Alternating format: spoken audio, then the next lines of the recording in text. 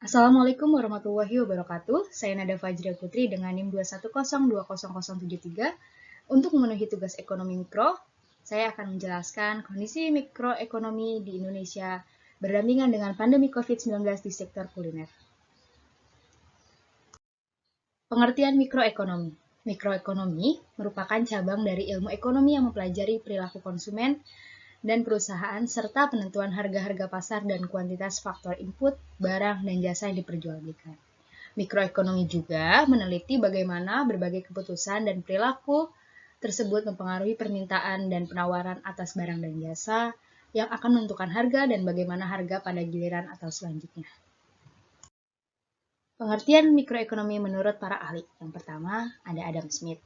Menurut Adam Smith, mikroekonomi merupakan subjek ekonomi yang bersifat ekonomis rasional, sehingga mengakibatkan pelaku ekonomi mempertimbangkan hal-hal rasional dalam mengambil keputusan.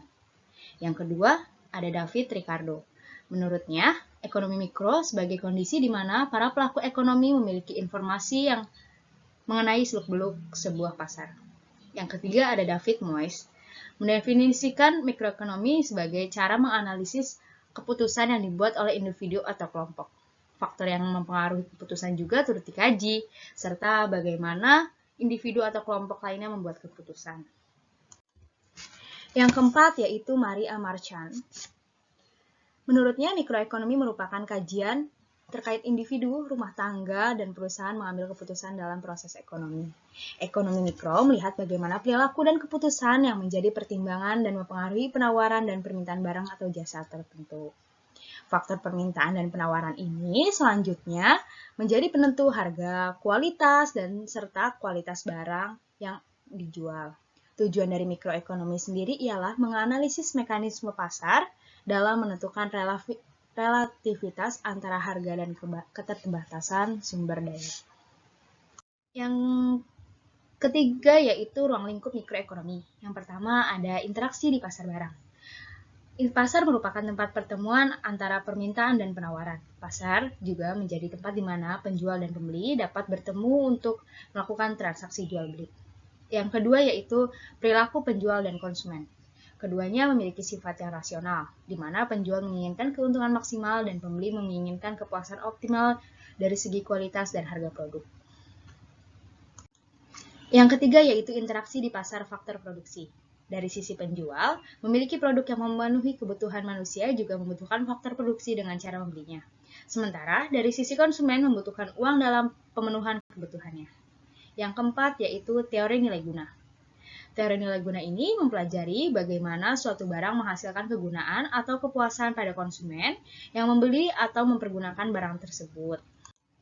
Yang selanjutnya yaitu teori struktur pasar, menjelaskan penggolongan pasar berdasarkan jumlah perusahaan, karakteristik, dan jenis produk, serta kemudahan perusahaan atau produsen untuk keluar dan masuk dari suatu pasar.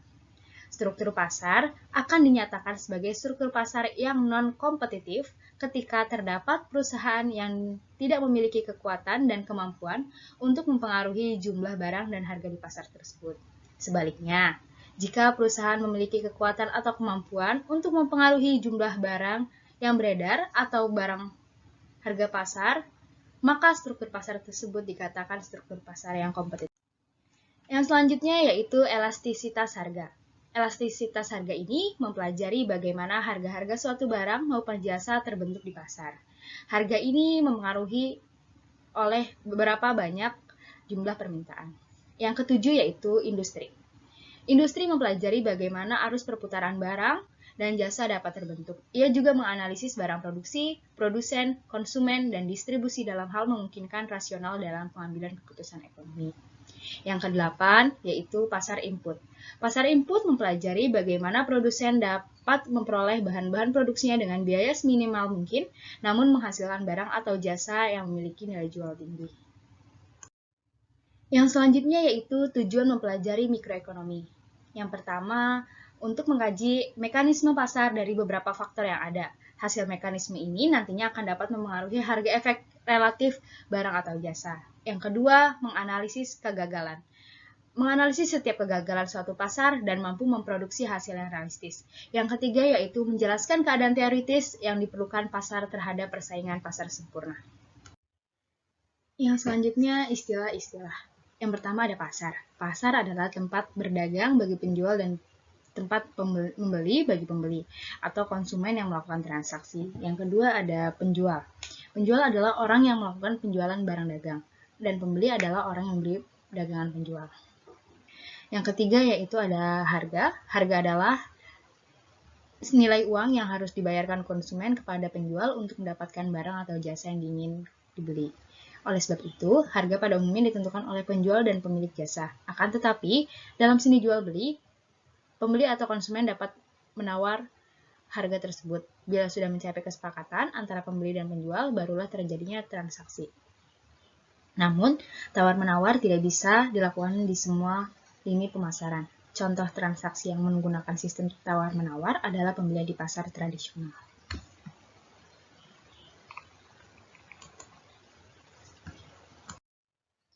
Selanjutnya yaitu pengertian pasar. Yang pertama, pasar tradisional. Pasar tradisional adalah kegiatan penjual dan pembeli melakukan jual beli dengan tawar-menawar. Biasanya kegiatan ini dilakukan di pasar dan penjual akan melakukan tawar-menawar dengan harga yang ia jual supaya laku dan menarik pembeli. Yang selanjutnya itu ada pasar modern. Begitu juga dengan pasar modern memiliki arti kegiatan pembeli dan penjual melakukan jual beli tapi tidak tawar-menawar. Dalam hal ini contohnya di Ramayana, Carrefour, supermarket, dan di situ sang penjual tidak perlu menawarkan apa-apa. Penjual hanya membiarkan pembeli memilih barangnya sendiri tanpa harus bantuan sang penjual. Dan selanjutnya itu pasar persaingan sempurna. Pengertian pasar persaingan sempurna adalah pasar yang di dalamnya terdapat banyak sekali penjual dan pembeli. Namun demikian, kedua pihak tidak dapat mempengaruhi harga karena harga telah ditentukan oleh pasar itu sendiri. Tidak ada campur tangannya pemerintah dalam persaingan pasar sempurna. Kebalikannya dari pasar persaingan sempurna adalah pasar persaingan tidak sempurna, yaitu suatu bentuk pasar yang hanya terdapat sedikit penjual namun banyak pembeli. Harga ditentukan oleh pemilik barang. Dalam hal ini bisa perusahaan maupun perorangan. Meski penjualnya sedikit, namun barang yang ditawarkan beragam. Contohnya supermarket. Kondisi perekonomian masyarakat Indonesia ini sedang tidak stabil dikala pemerintah sedang berupaya mengoptimalkan kondisi perekonomian Indonesia. Pandemi datang dengan segala dampak negatifnya, seperti yang kita ketahui bahwa sekarang dampak pandemi sangat berpengaruh kepada segala aspek terutama kondisi kesehatan dan perekonomian masyarakat. Dengan adanya pandemi ini, banyak sekali dampak negatifnya, yaitu pengangguran, pemutusan hubungan kerja oleh perusahaannya, dan juga kurangnya pemasukan dan bangkrutnya pengusaha. Di tahun 2020, pandemi menimbulkan efek domino dari kesehatan dan kemasalahan sosial dan ekonomi. Langkah yang diterapkan guna menstimulasi pertumbuhan ekonomi domestik di tengah tertahannya prospek pemulihan ekonomi global akibat pandemi COVID-19, yaitu menjaga inflasi dan stabilitas eksternal tetap terkendali, serta untuk memperkuat momentum pertumbuhan ekonomi, Bank Indonesia harus mencermati perkembangan ekonomi global dan domestik. Seiring dengan terjadinya COVID-19 telah membuat perilaku masyarakat Indonesia berubah dan juga mempercepat proses digitalisasi dalam sektor termasuk UMKM. Sebelum di kondisi COVID-19, banyak UMKM di sektor kuliner masih belum menggunakan digital untuk menjual dan memasarkan produknya. Namun, kondisi tersebut memaksa banyak pelaku usaha untuk terus berkembang dengan memasarkan produk tersebut secara online. Tidak hanya itu, banyak UMKM melakukan berbagai inovasi agar bersaing dengan UMKM lainnya.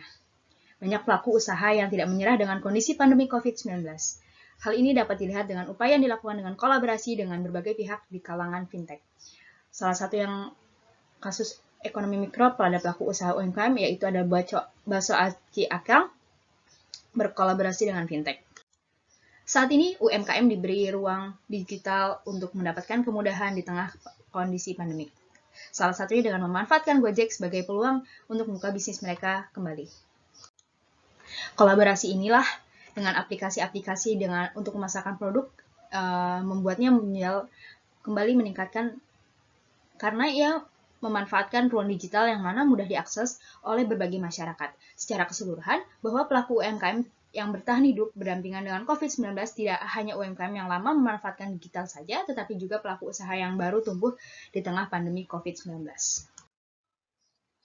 Terima kasih sudah menonton video saya. Saya yakin apa yang saya sampaikan bermanfaat untuk Anda semua. Jangan lupa like, komen, dan subscribe di bawah ini ya. See you. Wassalamualaikum warahmatullahi wabarakatuh.